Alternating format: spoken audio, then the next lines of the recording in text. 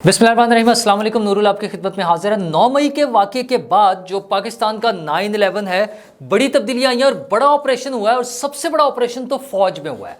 कल DGISPR ने announce कर दिया है कि कितने बड़े बड़े अफसर, lieutenant general, major general, brigadiers, कौन कौन लोग फारिग हो गए हैं, किसके खिलाफ तादीबी कार्रवाई हो रही है, क्या कुछ हो रहा है, और वो किसी को माफ़ नहीं कर रहे। और फिर रिश्तेदारों की जब बात आई कि जनरल्स के नवासी, जनरल्स के बच्चे, दामाद, बीवियां, ये सारा कुछ जब उन्होंने बताया है तो ये ऑपरेशन तो हो गया, लेकिन फ़ौज में अब इससे भी बड़ा एक और ऑपरेशन होने जा रहा है।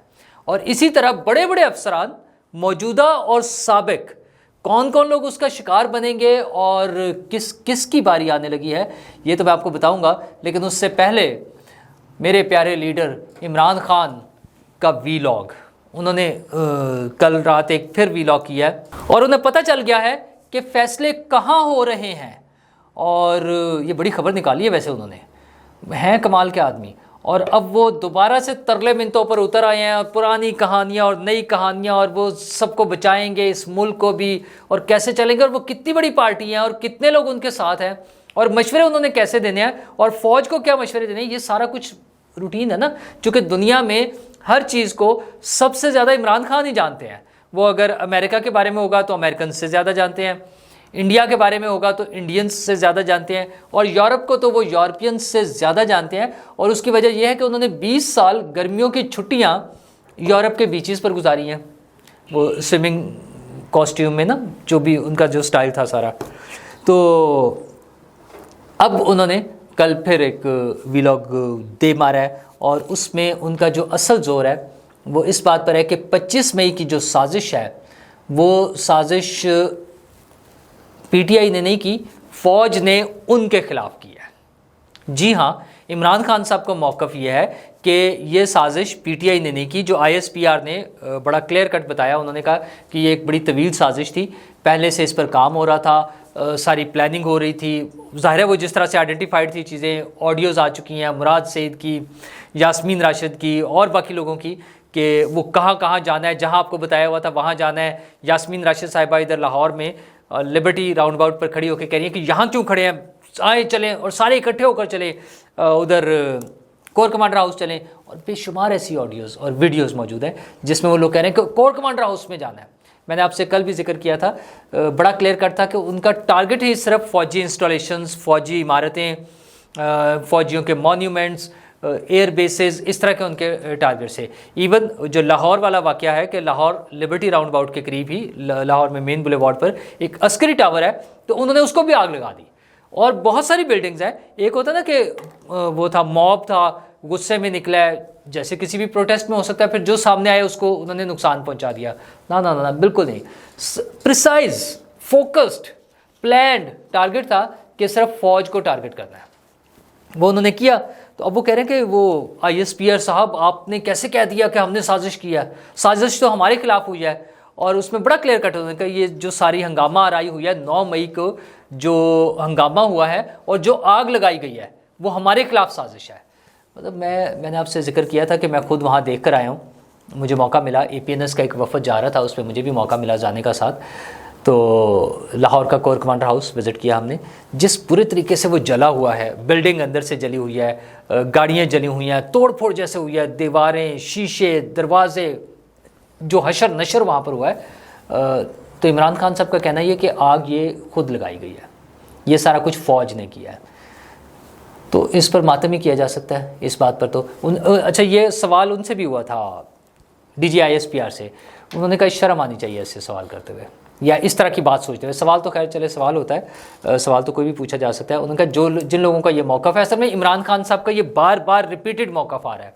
वो कहते हैं कि ये फॉल्स फ्लैग ऑपरेशन है, यानी इमरान खान साहब पूरी दुनिया को मैसेज ये दे रहे हैं कि पाकिस्तान की फ़ौज इमरान खान के ख़िलाफ़ कार्रवाई करते हुए अपनी ही तंजीमात को आग लगा रही थी। सुभान अल्लाह, इमरान खान साहब का कमाल देखें। और फिर वो कहते हैं कि मैं इस्टेब्लिशमेंट को बताना चाहता हूँ कि ये मिलिट्री कोर्ट से फ़ैसले कैसे हो सकते हैं कि आप खुद ही जज हों, आप ही ज्यूरी हों, आप ही वकील हों और आप ही एग्जीक्यूशन करें। तो उन्होंने कहा नहीं, जज बीच में और होना चाहिए, और मुझे मौका दें, मैं ओपन ट्रायल होना चाहिए और टेलीवाइज होना चाहिए, टेलीविज़न पे दिखाया जाए। असल मसला ये कि वो टेलीविज़न पर आ नहीं रहे हैं। اچھا یہ ان کے لیے وہ جو سیاسی موت بنتی جا رہی ہے نا، اب وہ یوٹیوب اور باقی ساری چیزوں پہ بھی ان کے نمبرز بہت کم ہوتے جا رہے ہیں. آپ دیکھ لیں ان کے وی لاگس جو اب آ رہے ہیں، ان کی فالوئنگ جتنی فور شیور بہت زیادہ فالوئنگ تھی ان کی ٹویٹر پر، یوٹیوب پر، فیس بک پر، ایون وہ بھی کم ہو گئی ہے. پبلک پلیس پہ جلسہ کرنا تو ان کے لیے شاید ممکن ہی نہیں ہے، لیکن وہ جو یہ سوشل میڈیا پلیٹ فارمز پر جو لوگ انہیں سننے آتے تھے وہ بھی اب کم ہوتا جا رہا ہے. تو اس کا رونا رو رہے ہیں وہ کہ مجھے موقع دیں، میں آ کے بیٹھوں، میں اپنی صفائی دوں، میرے پاس جو ثبوت ہے وہ میں پیش کروں، آپ اپنے ثبوت پیش کریں اور میں اپنے ثبوت دوں. یہ بغاوت جو ہے کوئی چھوٹی چیز نہیں ہے، اس کا باقاعدہ ٹرائل ہونا چاہیے. اچھا جی خان صاحب، بغاوت کے ٹرائلز کہاں دنیا میں ٹیلی ویژنس پر دکھائے جاتے ہیں؟ مطلب کیا وہ سوچ ہے؟ مطلب آپ سمجھتے ہیں عمران خان صاحب سمجھتے ہیں کہ سب اسی طرح بیوقوف بنتے رہیں گے جیسے ان کے ہاتھوں لوگ بنے ہیں؟ نو ڈاؤٹ، مطلب وہ لوگ مانتے ہیں. باجوہ صاحب جب کہتے ہیں نا کہ ہم ان کی محبت میں گرفتار تھے عمران خان صاحب کی، تو واقعی تھے. اچھا وہ خان صاحب ان کا خیر وہ پیچھا نہیں چھوڑنا خان صاحب نے کہ مجھے موقع دے میں آ کے بتاؤں گا مجھ سے کیسے جھوٹ بولے گئے، مجھے موقع دے میں آ کے بتاؤں گا میری کمر میں کیسے چھرا مارا گیا. اچھا جی بتا دیجیے گا، آپ ابھی بتا دینا کتنی دفعہ تو بدل لیا کہ میری سازش کر کے میری حکومت گرائی گئی. اچھا کس نے گرائی؟ وہ تو آپ امریکہ کا وہ جو آپ نے سائفر لہرایا تھا اس طرح سے پکڑ کے کہ یہ وہ سائفر ہے جنہوں نے ہمارے خلاف سازش کی، تو اب کیوں نہیں امریکہ کا نام لیتے؟ اب وہاں پہ لابنگ فرمز رکھ کے اور آپ وہاں پر اپنی پی آر بنا رہے ہیں. مطلب کوئی دو نمبری کی حد ہوتی ہے کوئی یار. بہرحال اس میں انہیں مسئلہ کوئی نہیں ہے. اور پھر وہ کہتے ہیں کہ اصل میں یہ سارا کچھ اس لیے ہوا کہ پی ٹی آئی کو کسی طرح ختم کر دیں کیونکہ ہم الیکشن جیت رہے تھے. خان صاحب ہر پارٹی کے اپنے اپنے ورکرز تھے یا اپنے اپنے کینڈیڈیٹ تھے، اور خان صاحب خود الیکشن لڑ رہے تھے اور خان صاحب کراچی سے الیکشن ہار گئے. اچھا یہ دنیا کی سب سے بڑی پارٹی ہے جہاں پہ عمران خان صاحب خود الیکشن ہار گئے. اس کو نہیں سوچتے. وہ اسٹیشنز، وہ سیٹیں جہاں سے ان کے ورکرز، ان کے لوگ زیادہ ووٹ لے کر جیتے تھے، وہاں سے عمران خان صاحب جیتے ہیں کم ووٹ لے کر. یہ ان کی پاپولیرٹی تھی جس کے لیے ان کو لگتا ہے کہ ان پر قاتلانہ حملے کرا دیے گئے، ایک کیا دوسرا کیا. میں عدالت میں اگر میں اندر چلا جاتا تو مجھے قتل کر کے اور ختم کر دینا تھا، قاتلانہ حملہ ہو جانا تھا. اچھا سب سے بڑا ان کا بیان یہ کہ میں نے جاتے ہوئے ویڈیو ریکارڈ کرائی تھی کہ مجھے گرفتار کر لیں گے. ویسی ویڈیوز تو آپ نے 10 دفعہ کی ہیں. آپ نے تو اپنے قتل کی بھی ویڈیو 2 سال سے مطلب جب سے حکومت سے فارغ ہوئے ہیں وہ کر کے باہر رکھوائی ہوئی ہے کہیں آپ کے بقول. پھر جب حملہ ہوا تو آپ نے نہیں ایک اور بنا دی کہ نہیں یہ والے کوئی اور ہے، وہ والے کوئی اور ہے. تو یہ مذاق بنے ہوئے ہیں عمران خان صاحب کے. اصل میں انہیں پرابلم یہ آ رہی ہے کہ چیزیں ان کے ہاتھ سے نکل گئی ہیں اور ان لوگوں کے ہاتھ میں چلی گئی ہیں جن سے انہیں شدید تکلیف تھی. جی ہاں، نواز شریف اور آصف زرداری. انہیں اب تکلیف یہ ہو رہی ہے کہ یہ فیصلے دبئی میں بیٹھ کر رہے ہیں. بھائی جس کے ہاتھ میں کنٹرول ہوگا وہی فیصلے کرے گا نا. اب وہ چاہے دبئی میں کریں، چاہے لنڈن میں کریں، چاہے اسلام آباد آ کر کریں، وہ بھی آ جائیں گے. ٹینشن نہیں لینی خان صاحب. ہاں آپ اسلام آباد میں نہیں ہوں گے، شاید لاہور میں بھی، مطلب وہ میرا مطلب کسی جب آپ اریسٹ ہو جائیں گے، سزا ہو چکی ہوگی نااہلی کے بعد، تو ممکن ہے آپ سے روبرو ان لوگوں کی ملاقات نہ ہو. تو خان صاحب کو پریشانی صرف یہ ہے کہ دبئی میں فیصلے وہ دونوں پارٹیاں بیٹھ کر کیوں کر رہی ہیں. بھائی اتنی سی ٹینشن ہے. یعنی خان صاحب کو یہ پتہ چل گیا ہے کہ فیصلے کہاں ہو رہے ہیں. تو جناب فیصلے ہو رہے ہیں دبئی میں. آصف زرداری صاحب اور نواز شریف صاحب دونوں وہاں موجود ہیں اور ظاہر خان صاحب کو غصہ تو آتا ہوگا. اب وہ روتے پتہ کیا ہے، میں تو کہیں باہر ہی نہیں جاتا تھا. خان صاحب بڑے دورے کیے آپ نے، بلینز آف روپیز خرچ کیے ہیں. ہاں سر مسئلہ یہ تھا کہ آپ کو اجازت نہیں تھی دوروں کی، کہ میرے بچے یو کے میں رہتے ہیں اور میں وہاں نہیں گیا کبھی. وہاں کے پرائم منسٹر نے بلایا، وہ بتا دیا لوگوں نے کہ کیوں نہیں گئے آپ اس لیے نہیں گئے کہ بشرا بی بی آپ کو اجازت نہیں دیتی تھی لنڈن جانے کی، کیونکہ آپ کی سابقہ اہلیہ وہاں پر موجود تھی. تو بشرا بی بی صاحبہ اس بات کی اجازت نہیں دیتی تھی آپ کو کہ آپ وہاں جائیں. چاہے آپ نے بچوں سے ملنا تھا، وہ آپ کو اجازت نہیں تھی، آپ جا نہیں سکتے تھے. ورنہ آپ عمرہ کرنے جاتے تھے، آپ دیگر ممالک میں گئے ہیں. مطلب یہ نہیں ہے کہ آپ پاکستان سے باہر نہیں گئے، لیکن صرف وہاں جاتے تھے جہاں پر بشرا بی بی اجازت دیتی تھی یا وہ خود بھی ساتھ ٹریول کر رہی ہوتی تھی. تو اتنی سی بات تھی. مطلب بار ہر بار چیز میں غلط بیانی، ہر چیز میں جھوٹ بولنا. پھر کہ جناب حسین حقانی نے جا کے امریکنز کو وہ میمو اسکینڈل کا حوالہ دے رہے ہیں کہ انہوں نے میمو لکھا کہ پاکستان کی فوج سے مجھے بچائیں. اور حضور والا اس میمو کے اکارڈنگلی، اس کے مطابق وہ میمو یہ تھا کہ ہماری فوج ماشاء اللہ لگانا چاہتی ہے. اگر ہم اس میمو کا پورا ویسے ہی درست مان لیں جیسے آ گیا تھا. اچھا چلے, تو اس میں کیا غلط بات ہے؟ اگر انہیں کہیں یہ پتہ چلا ہو کہ فوج ماشاء اللہ لگانا چاہتی ہے تو آپ بتائیں پھر کیا کرتے ہیں؟ آپ کی مدد لیتے, کس کے پاس آتے؟ ٹھیک ہے, اس کا مطلب یہ ہے کہ اس وقت کی فوج پالیٹکس میں انوالو تھی اور حکومت کو اٹھا کے باہر پھینکنا چاہتی تھی. اتنی سی بات تھی. آپ جو کام کر رہے ہیں کہ آپ کے لوگ, وہ جو پنجاب اور کے پی کے وزرائے خزانہ کے ساتھ آڈیو کال پکڑی گئی تھی کہ آپ IMF کے پروگرام کو سبوتاژ کرا دیں.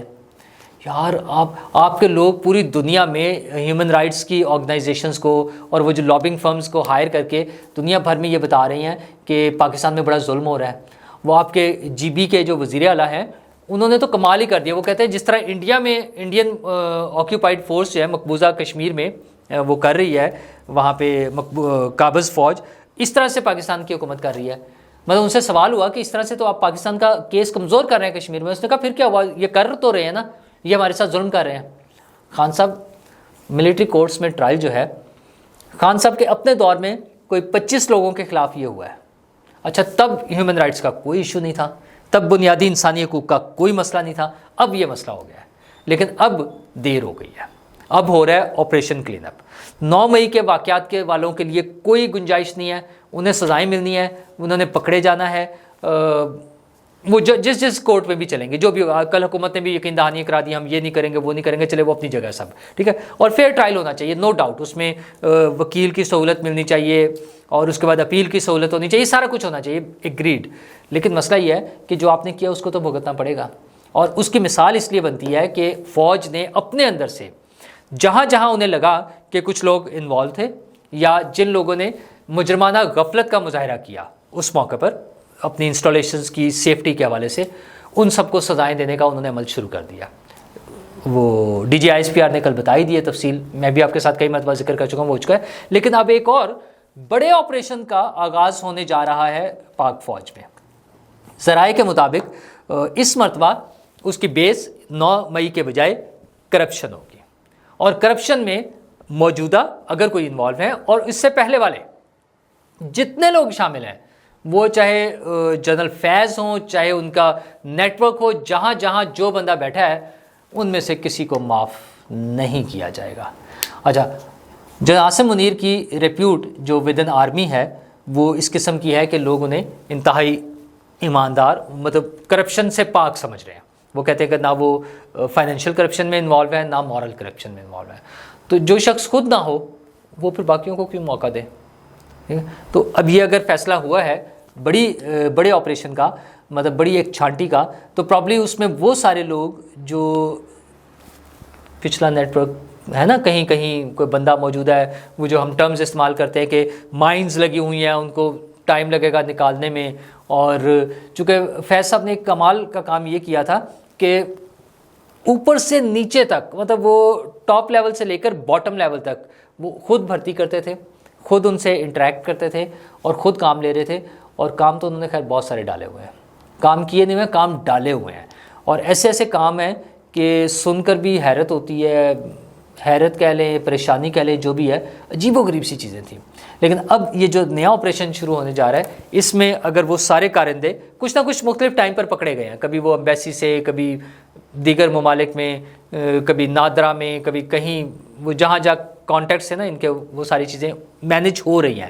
لیکن اتنی زیادہ چونکہ وہ انوالومنٹ تھی, اتنے زیادہ انہوں نے لوگ بھرتی کر لیے تھے, اتنا ڈیپ روٹڈ ان کا نیٹ ورک تھا کہ ان کو نکالنے میں ٹائم لگ رہا ہے. تو اب یہ 9 مئی والا واقعہ جو امن و امان اور دہشت گردی اور بغاوت کے حوالے سے, یہ چونکہ بڑا ایشو تھا, یہ سیٹل اب ہو رہا ہے. اور چونکہ آپریشن شروع ہو چکا ہے ایک دفعہ, تو میرا خیال ہے لگے ہاتھوں اب یہ دوسرا آپریشن بھی ہونے جا رہا ہے. تو جب وہاں پر ہوگا تو پھر یہ باقی جگہوں پر بھی ہوگا. پھر پرابلی وہ ویسی ایک پریس کانفرنس آئے کہ ایسے لوگ جس بھی ادارے میں بیٹھے ہوں گے, ظاہر ہے وہ پھر کرنا باقی اداروں نے ہوگا, لیکن ایک راستہ بن جاتا ہے نا, جیسے اب سویلین گورنمنٹ بھی, پولیس کے ذریعے بھی, عدالتوں کے ذریعے بھی سب چیزیں پکڑ دھکڑ ہو رہی ہے 9 مئی کے والے سے. تو اسی طرح کرپشن پہ بھی پھر جس بھی ادارے میں جو بیٹھا ہوگا, وہ چاہے سمجھ گئے نا, وہ ٹرک آ رہے تھے, رشوتیں جا رہی تھیں, پرویز الہی صاحب کی کال چل رہی تھی, مسرت چیمہ صاحبہ اعظم سواتی صاحب کو بھیج رہی تھی, اور ابو نے بڑی محنت کی ہے، ایک بھی اس سے کم نہیں لینا، تو یہ جو ساری چیزیں تھیں پھر ان سب کی بھی باری آئے گی، اور ہمیں امید یہ رکھنی چاہیے کہ چیزیں ٹھیک ہو جائیں، کچھ امن سکون آ جائے، حالات بہتر ہو جائیں۔ کل عید ہے تو عید کی خوشیاں منا رہے ہیں لوگ، بہت سے لوگ تیاری کر رہے ہیں، لیکن اسی دوران میں بہت سے لوگ ان خوشیوں سے محروم بھی ہیں۔ سیدھی سی بات ہے، ایک تو خدا نہ خواستہ کوئی مسئلہ مسائل اور ہونا الگ بات ہے، لیکن فائنینشیل ایشوز اپنی جگہ پر موجود ہیں۔ لوگوں کی بائنگ پاور کم ہوتی جا رہی ہے، جس کی کل انکم 100 روپے تھی، آج اس 100 روپے کی ویلیو کم ہو گئی ہے، تو اس کی بائنگ پاور کم ہو گئی ہے۔ تو قربانی کے جانور خریدنا، نئے کپڑے بنانا، اچھے کھانے بنانا، بچوں کے چیزوں کا خیال رکھنا، یہ سب لوگوں کے لیے اتنا آسان نہیں رہا ہے۔ اپنے آس پاس نظر رکھیں، خصوصاً اپنے جو قریبی لوگ ہیں، اپنے عزیز رشتہ دار، ان کا خیال رکھیں، اس کے بعد اپنے ہمسایوں کا، اپنے دوستوں کا، ان سب کا خیال رکھیں۔ اللہ تعالی ہم سب کے لیے آسانیاں پیدا کرے، آمین۔ شکریہ۔